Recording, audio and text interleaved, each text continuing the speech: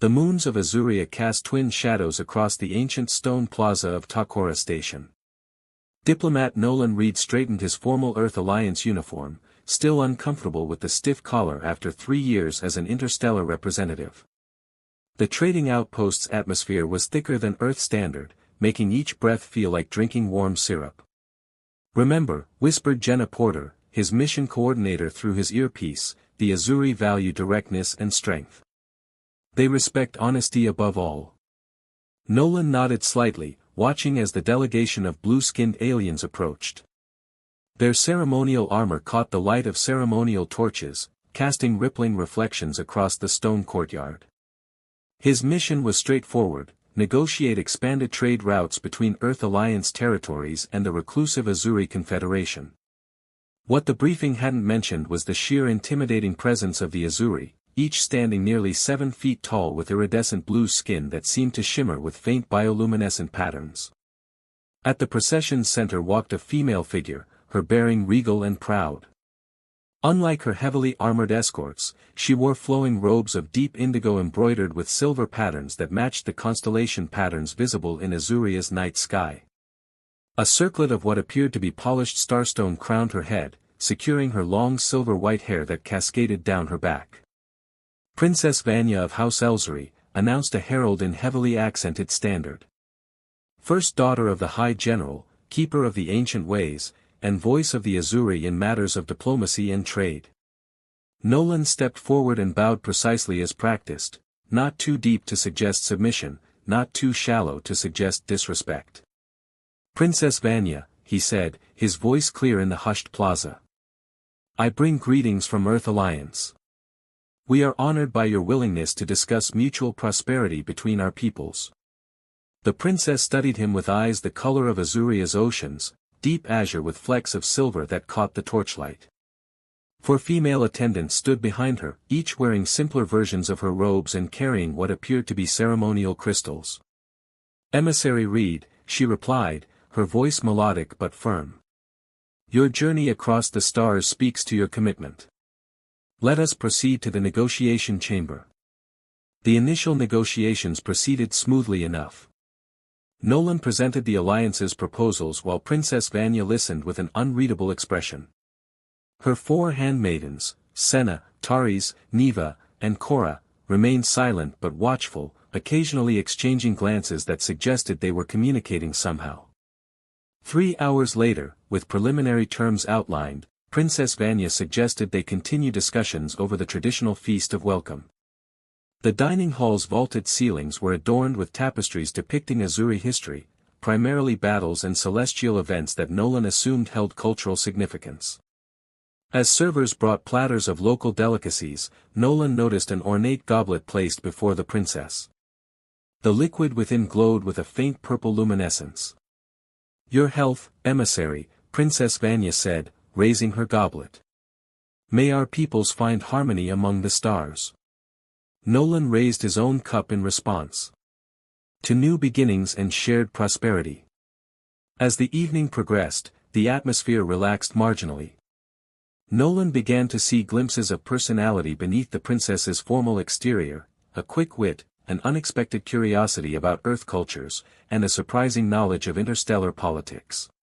It was during a discussion of artistic traditions that the trouble began. "Your ceremonial drink," Nolan said, gesturing toward the princess's goblet which had been refilled several times. "It has quite an unusual glow. May I ask its significance?" A sudden silence fell across the table. Princess Vanya's expression froze, the warmth that had been gradually emerging instantly vanishing. "The starlight nectar," she said slowly, "is sacred to the royal bloodline. It is not a topic for casual curiosity." Nolan immediately sensed his misstep. "My apologies, Princess. I meant no disrespect."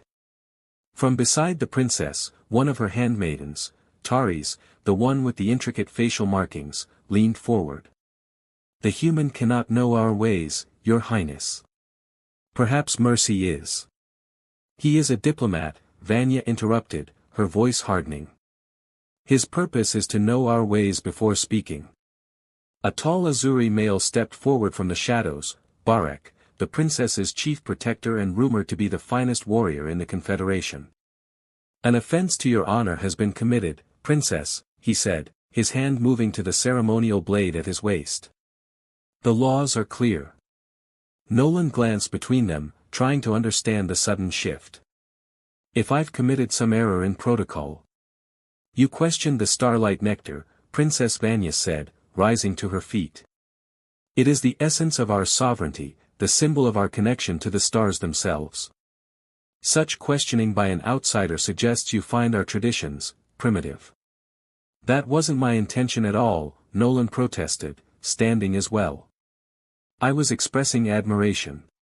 Words are wind, Barek growled.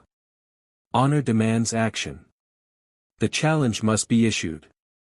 Princess Vanya's expression remained impassive, but something flickered in those azure eyes, reluctance. Concern. It vanished too quickly for Nolan to identify. As tradition demands, she said finally. Barek stands as my champion. You have questioned our ways, Emissary Reed. By the ancient code, you must answer the challenge or forfeit all standing in these negotiations. Jenna's voice hissed urgently in his earpiece. Nolan, this is bad. Challenge means combat. Ritual combat. Nolan kept his expression neutral despite the sudden spike of adrenaline. His diplomatic training hadn't covered trial by combat. What does this challenge entail, precisely, he asked, keeping his voice steady. Princess Vanya gestured to her handmaidens, who stepped forward in unison. The one called Senna spoke, her voice formal. The challenge is to first blood or submission. Should you prevail, negotiations continue with elevated respect. Should you fail? She paused. The terms become less favorable. Nolan considered his options. Refusing would doom the trade agreement Earth desperately needed. Yet accepting meant facing Barek, a trained warrior nearly a foot taller than himself. I accept the challenge, he said, surprising himself with how confident he sounded. Though I request we use training weapons rather than live blades, as my death would complicate relations between our peoples. A murmur ran through the gathered Azuri. Princess Vanya's eyebrows rose slightly. Your candor is refreshing, she said. Training weapons are acceptable. 20 minutes later, Nolan stood in an ancient stone training circle, holding a practice sword whose weight suggested it was designed for Azuri physiology, not human. Across from him, Barek twirled his own practice weapon with casual expertise. I don't suppose we could talk this out? Nolan asked wryly. Barek's only response was a tight smile before he lunged forward with startling speed. Nolan's military training before his diplomatic career saved him from immediate defeat. He sidestepped, using the Azuri's momentum against him. Though he lacked Barek's strength, years of martial arts practice gave him precision and economy of movement. The gathered Azuri watched in silence as the combatants circled each other. Nolan caught glimpses of Princess Vanya's face, her expression had shifted from cool detachment to intense focus. For 10 minutes, they exchanged blows, Nolan fighting defensively while looking for an opening. His arms ached from parrying Barek's powerful strikes, and sweat stung his eyes despite the cool evening air. Finally, Nolan saw his chance when Barek committed to an overhead strike. Dropping to one knee, he pivoted beneath the Azuri's guard and thrust upward, stopping his blunted blade an inch from Barek's throat. Silence fell across the courtyard. Then, impossibly, Barek began to laugh, a deep, genuine sound that seemed to break some invisible tension. He stepped back and bowed deeply. The human fights with honor and cunning, he announced. I yield the match. Princess Vanya's expression was unreadable as she approached. Behind her, the handmaidens exchanged glances of what appeared to be shock. You have prevailed against my champion, Emissary Reed, she said formally. This is unexpected. I hope it means we can return to negotiations, Nolan replied, trying to catch his breath. It means more than that, she said, her voice taking on a strange resonance. By the ancient code, you have earned the right of Starbond. Nolan frowned. Star bond? That wasn't mentioned in the diplomatic briefings. The eldest handmaiden, Cora, stepped forward. When an outsider defeats the champion of royal blood in honorable combat, the ancient code is clear. She paused, her expression solemn. You are now bonded to Princess Vanya and her household by the sacred laws of Azuria.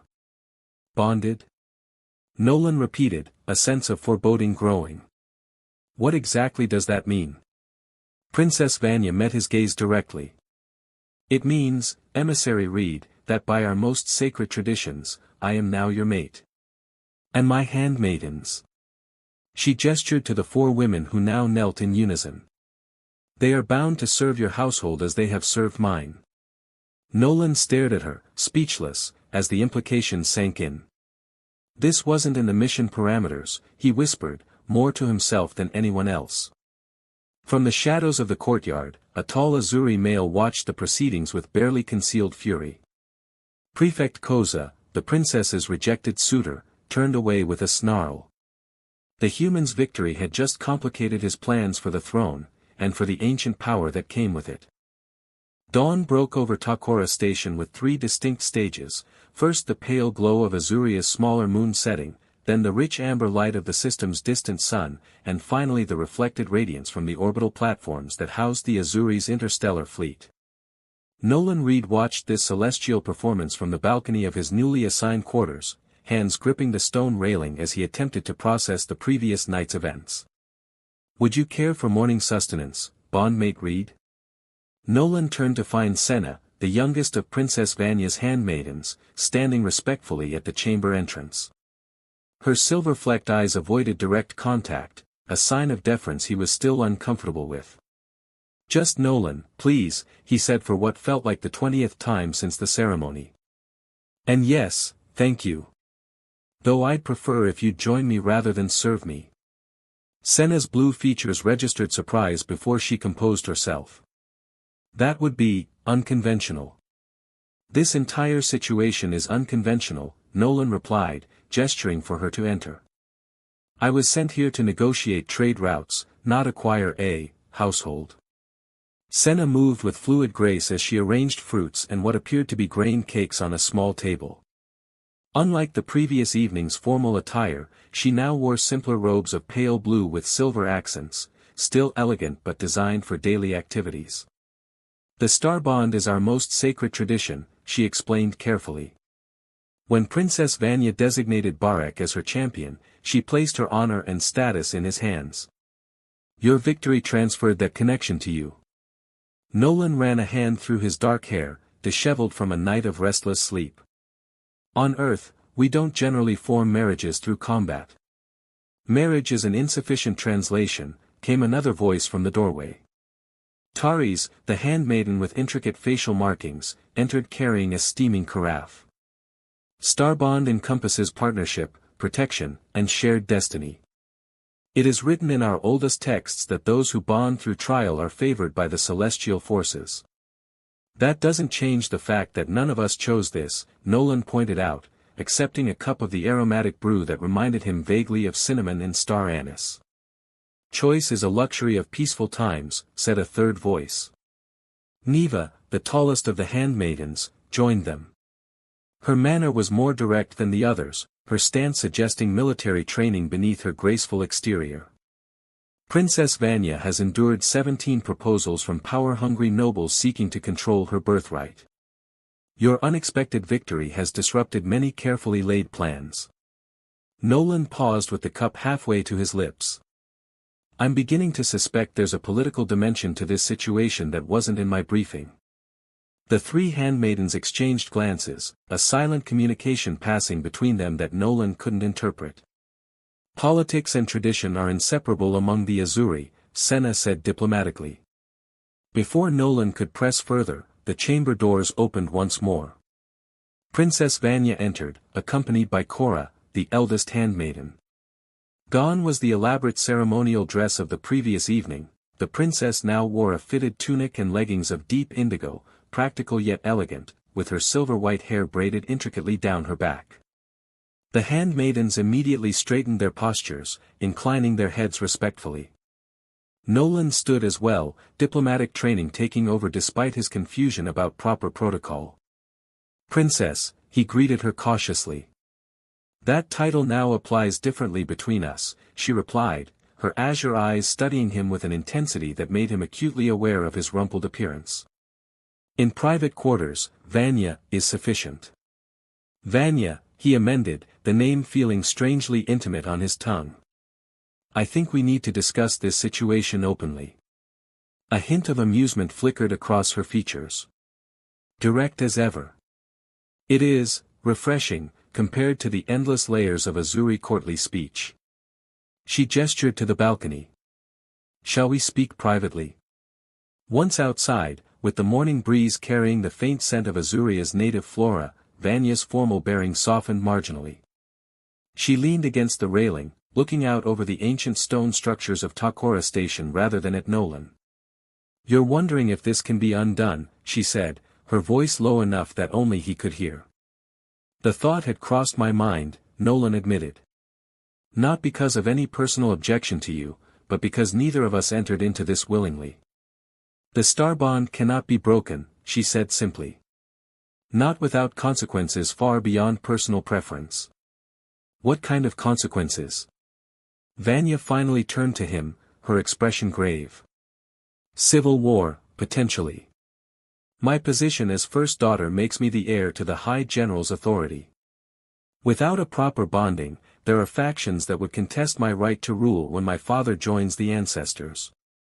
And with me, an alien with no understanding of your culture, as your bondmate? Nolan asked. It complicates matters, she acknowledged. But in some ways, it simplifies them as well. You have no existing allegiances among our noble houses, no hidden agenda beyond your diplomatic mission. Nolan studied her face, seeing beyond the regal composure to the subtle signs of strain around her eyes. There's something you're not telling me. The faintest smile touched her lips. Many things, Nolan read of Earth. But some truths must be earned through trust. Before he could respond, a commotion erupted in the chamber behind them. They turned to find Cora at the doorway, her usually composed features tense. Prefect Koza demands audience, she announced. He comes with the ritual adjudicators. Vanya's expression hardened instantly. So soon. He wastes no time. Who is Prefect Koza? Nolan asked as they moved back inside. My most persistent suitor, Vanya replied tersely. And the most dangerous. Moments later, the chamber doors opened to admit a tall Azuri male flanked by two robed figures bearing ceremonial staffs. Prefect Koza carried himself with barely contained aggression, his blue features arranged in a mask of formal civility that didn't reach his cold eyes. Unlike the shimmer patterns that decorated most Azuri skin, his bore angular geometric designs suggesting artificial enhancement. Princess Vanya, he began, deliberately ignoring Nolan. I come seeking clarification on the irregular proceedings of last night's ceremony. Prefect, Vanya acknowledged coolly. I wasn't aware that the head of planetary defense concerned himself with ceremonial matters. When they involved the future leadership of our people? Most definitely. His gaze finally shifted to Nolan, undisguised contempt in his expression. The adjudicators are here to verify that all aspects of the ancient code were properly observed. One of the robed figures stepped forward. The combat was witnessed, but the essence sharing has not been recorded. Nolan glanced questioningly at Vanya, whose composed expression didn't waver though her fingers tensed slightly at her sides. The essence sharing typically follows a period of acclimation, she replied smoothly. Given the unique circumstances, we are observing modified protocols. The code allows no modifications, Koza countered, a cold smile forming. Without the essence sharing within one full rotation of Azuria, the bond remains incomplete. Challengeable. By whom? Vanya asked, though her tone suggested she already knew the answer. By any noble of appropriate lineage who wishes to assert a proper claim. Koza's smile widened. Myself, for instance. Nolan stepped forward. Perhaps someone could explain what this essence sharing entails. The second adjudicator turned toward him. The joining of physical forms to seal the spiritual bond. It must be witnessed and recorded for royal lineages to confirm no coercion or substitution has occurred. Nolan blinked, processing the implications. You're saying we need to, he gestured between himself and Vanya, consummate this relationship publicly? It is our way, the adjudicator stated impassively. It is a tradition from less civilized times, Vanya interjected, nowadays observed symbolically through sharing of the starlight nectar in the presence of witnesses. Koza's expression tightened. The physical confirmation remains the letter of the law, regardless of recent leniencies. I merely insist on proper observation of our most sacred traditions. His gaze lingered on Vanya with poorly disguised hunger. Unless your human bondmate finds our ways too primitive for his sensibilities. Nolan recognized the trap immediately. Expressed disgust, and he'd insult their traditions again. Agree, and he'd be committing to a ritual he barely understood with a woman he had met just yesterday, albeit a remarkably compelling one. I find nothing primitive about honoring traditions, he said carefully. Though I would prefer to discuss the details with my bondmate privately before proceeding. Something like approval flickered in Vanya's eyes before she turned to Koza. You have made your point, Prefect. The adjudicators may return at sunset for the nectar sharing. Now, if you'll excuse us, the Earth emissary and I have diplomatic matters to discuss. After a tense moment, Koza bowed with exaggerated formality. Until sunset, Princess. Emissary. The title sounded like an insult from his lips. When they had departed, Vanya turned to her handmaidens. Leave us, please. Once alone, she exhaled slowly, some of her regal bearing dissolving into evident frustration. Koza moves more quickly than anticipated. He must have arranged the adjudicators before your challenge was even issued. This was a setup. Nolan asked, anger stirring. Not entirely, Vanya admitted. Your question about the nectar was genuinely inappropriate by our standards. But Koza has been looking for any opportunity to assert his claim. Nolan paced the chamber, trying to process the implications. So now we have to perform some ritual sharing of the same drink I apparently insulted, or he gets to challenge our arrangement. If the bond is declared incomplete, yes. He would have grounds to challenge you directly. Vanya's expression darkened. Unlike Barak, Koza would not fight with training weapons, nor would he accept your yield. So my options are public intimacy or probable death. Wonderful. Despite his frustration, Nolan couldn't help noticing how the morning light caught the silver flecks in Vanya's hair. Focus, read, he chastised himself. The nectar sharing is symbolic, Vanya said, her voice softening slightly. It requires only that we drink from the same vessel while maintaining physical contact. The handmaidens will be present as witnesses, along with the adjudicators. Nolan studied her face. There's more to this nectar than a ceremonial drink, isn't there? That's why my question caused such offense. Vanya hesitated, then moved to the balcony doors, closing them securely before turning back to him. The starlight nectar is more than symbolic, she confirmed, her voice low. It contains essence of the luminous orchid, which grows only in the presence of starstone. When consumed, it creates a temporary psychic connection. You mean I'll be able to read your thoughts? Nolan asked, alarmed. Not thoughts exactly. Impressions. Emotions. Her azure eyes met his directly. It is how Azuri bondmates confirm compatibility at the deepest level. And if we're not compatible? Vanya's expression revealed vulnerability for the first time. Then we face challenges beyond Prefect Koza's ambitions. The nectar ceremony proceeded at sunset with less pageantry than Nolan had feared. In the soft glow of bioluminescent lanterns, he and Vanya knelt facing each other within a circular chamber deep inside the ancient fortress. The room's walls were carved with spiraling patterns that seemed to flow like water in the shimmering light. The 4 handmaidens formed a protective circle around them, while the adjudicators observed from the perimeter. Prefect Koza stood with barely concealed impatience, his eyes never leaving the ornate chalice that Cora now presented on a cushion of midnight blue fabric. "The starlight nectar," announced the elder adjudicator, "distilled from the luminous orchid that blooms only in the light of the twin moons. Since the first age, it has bonded our people in truth that transcends words." Vanya took the chalice in her hands, its contents glowing with that peculiar purple luminescence that had started this entire chain of events. Her eyes met Nolan's, conveying unspoken reassurance. "I, Vanya of House Elzery, offer my essence freely," she intoned formally before taking a small sip of the glowing liquid.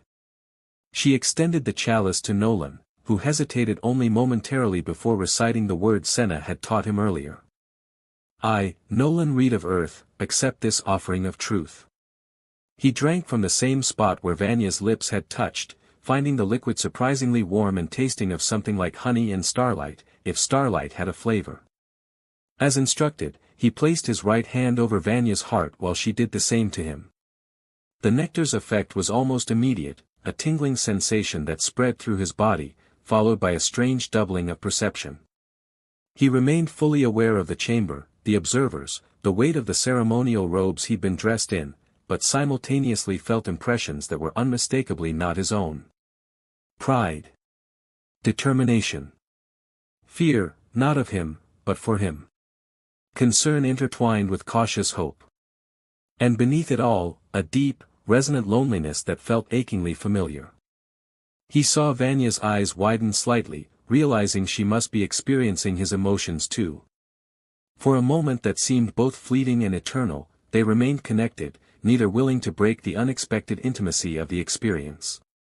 "It is confirmed," declared the elder adjudicator, breaking the spell. "The essence has been shared and witnessed." Prefect Koza's face hardened into a mask of barely contained fury.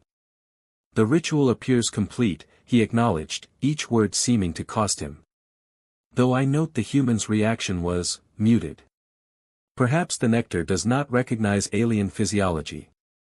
"It recognized enough," Vanya replied coolly, her hand still resting over Nolan's heart. "The bond is sealed according to the ancient code." "So it would seem." Koza's smile didn't reach his eyes.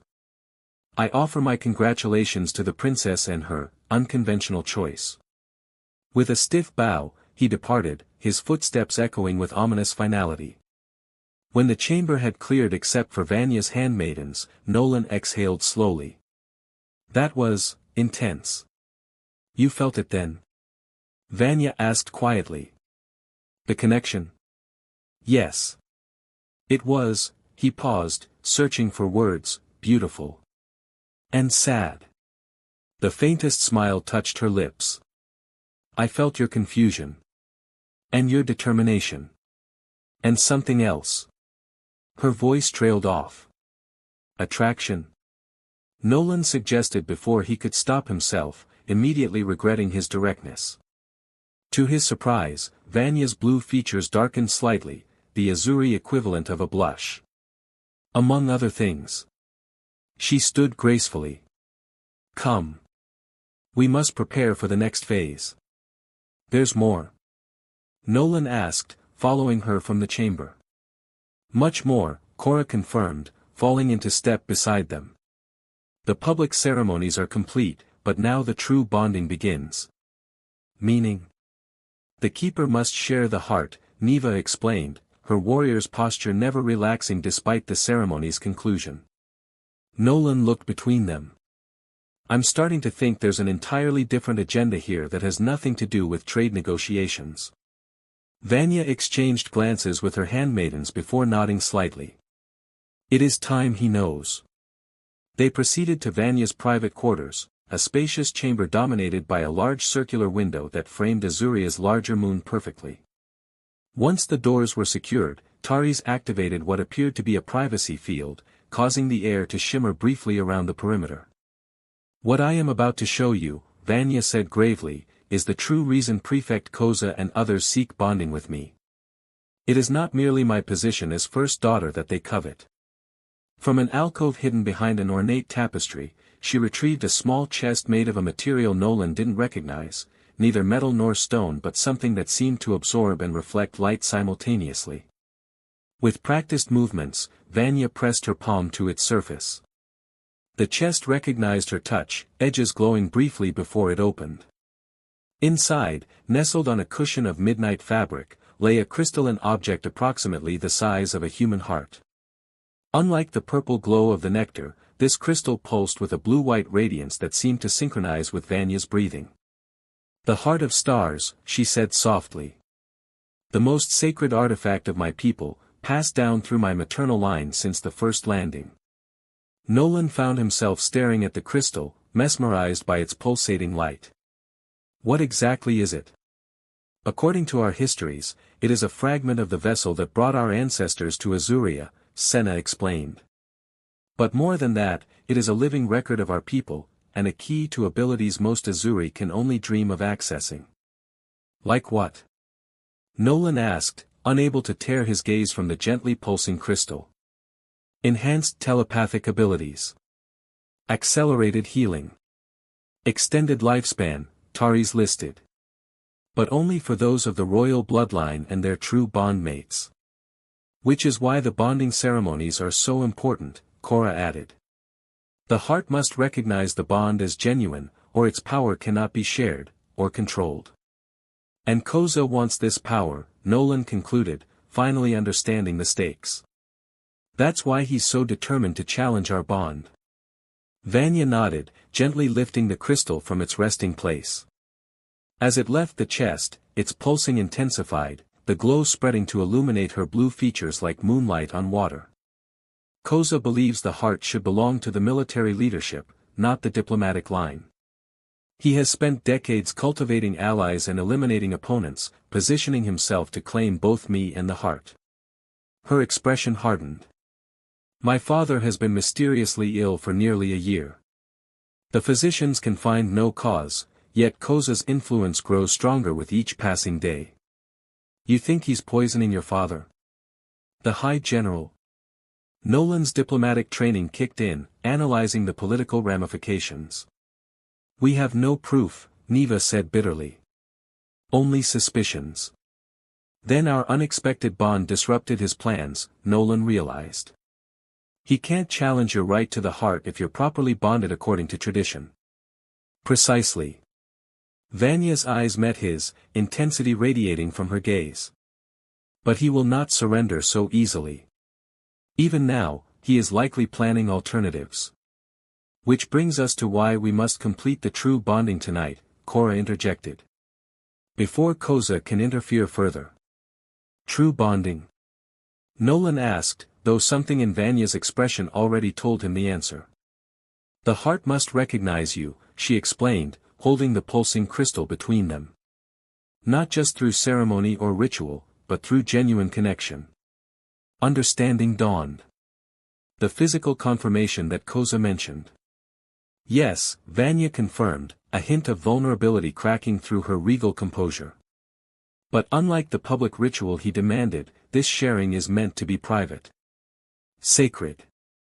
Between bondmates," Senna added softly. Nolan ran a hand through his hair, processing the implications. "Vanya, this is moving very quickly."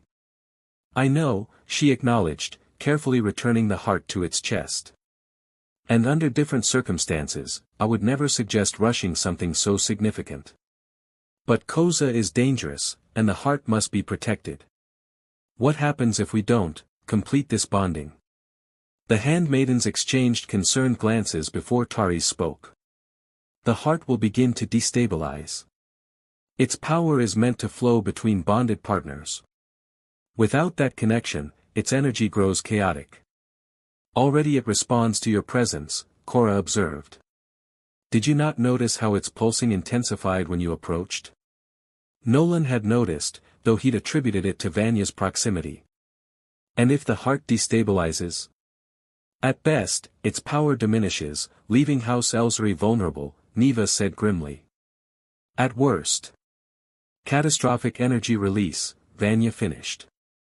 "The last time a bonding failed, 3 centuries ago, an entire district of the capital was reduced to glass. The weight of responsibility settled on Nolan's shoulders. What had begun as a diplomatic mission had somehow evolved into a situation where lives, possibly many lives, depended on his actions. "I need a moment," he said finally. "This is a lot to process." Vanya gestured to the handmaidens, who bowed and withdrew to an adjoining chamber, leaving them alone. "I understand your hesitation," she said when they were alone, her voice softer than he'd heard before. "This is not what either of us expected." "That's putting it mildly," Nolan agreed, moving to the circular window to gaze at the larger moon now fully risen. "Yesterday I was a diplomat with a straightforward mission. Today I'm apparently crucial to preventing both a political coup and a potential catastrophe." Vanya joined him at the window, standing close enough that he could sense the warmth radiating from her blue skin. "For what it's worth, the nectar revealed your character to me. Your sense of duty. Your integrity." She paused. "Your capacity for compassion. It showed me your strength," Nolan said quietly. "And your loneliness." She didn't deny it. Leadership is often solitary. Especially when surrounded by those who serve duty rather than genuine connection. "Your handmaidens seem devoted to you," Nolan observed. "They are my sisters in all but blood," Vanya confirmed. "Raised alongside me since childhood, trained to protect and advise. But even they must maintain certain boundaries." A comfortable silence fell between them as they watched the moonlight play across the ancient architecture of Takora Station. Finally, Nolan turned to face her. "I won't pretend this situation isn't overwhelming," he said honestly. "Or that I fully understand all the cultural and historical implications. But I do understand duty, and I recognize the threat Koza represents." He took a deep breath. "If completing this bond is truly necessary to protect your people and position, I'm willing." Relief softened Vanya's features. "Thank you, Nolan Reed. But I must be clear, the heart cannot be fooled by duty alone. The connection must be genuine, even if newly formed." "You mean we need to feel something for each other," Nolan said, suddenly acutely aware of her proximity and the ethereal beauty of her features in the moonlight. "Yes," she admitted. "The heart responds to truth, not performance."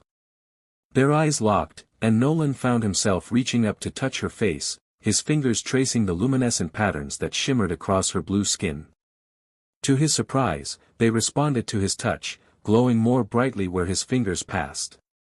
"That's beautiful," he murmured.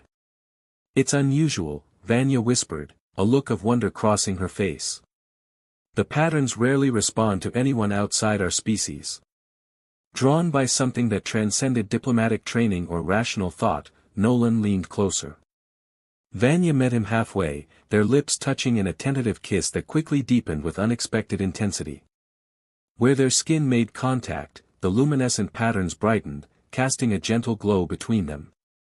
When they finally separated, both slightly breathless, Vanya looked at him with newfound wonder. Perhaps this bond isn't merely political after all. Before Nolan could respond, the chamber doors burst open. Senna stumbled in, blood streaming from a cut on her forehead. "Prefect Koza," she gasped. "He's taken the heart." Chaos erupted as Vanya's quarters transformed from intimate sanctuary to command center. Neva immediately secured the perimeter while Taris attended to Senna's wound. Cora, her usual composure fractured by fury, reported what had happened. "They used a sonic disruptor to breach the privacy field," she explained, her voice tight. "At least 6 planetary defense soldiers, led by Koza himself. They stunned us before we could react." "How?" Vanya demanded, her earlier vulnerability replaced by cold rage. "These chambers are supposed to be impenetrable." "Someone provided override codes," Neva said grimly. "Someone with high-level access." Nolan's diplomatic training kicked in, analyzing the situation from multiple angles. "This isn't just opportunism. Koza planned this, probably before I even arrived on Azuria. The challenge, the ceremony demands, they were distractions. While we focused on following proper protocols, he prepared to simply take what he wanted, Vanya agreed, her hands clenched into fists. But the heart won't respond to him without the proper bonding. What is he planning? A chime sounded, and a holographic projection appeared in the center of the chamber, Prefect Koza, his angular features composed into a mask of false concern. Princess Vanya, he began, his tone mockingly formal. By now you've discovered the heart's absence. Rest assured it is secure and will be properly utilized for Azuria's protection, rather than locked away as a dynastic symbol. You commit treason, Koza, Vanya replied coldly. Return the heart immediately, or what? He interrupted, his facade cracking to reveal the ambition beneath. Your father lies incapacitated. The planetary defense forces answer to me. And you? His gaze shifted to Nolan with undisguised contempt. You've compromised our most sacred traditions by bonding with an alien who cannot possibly comprehend our ways. The heart won't respond to you, Korra stated flatly. It recognizes only true bondmates of the royal line. Koza's smile turned predatory. Perhaps. But our scientists have developed methods to encourage its cooperation. Extraction technologies that will transfer its essence regardless of traditional requirements. That's impossible, Taris gasped. The heart is bound to the royal bloodline. Nothing is impossible with sufficient motivation and resources, Koza countered. I've spent decades preparing for this moment.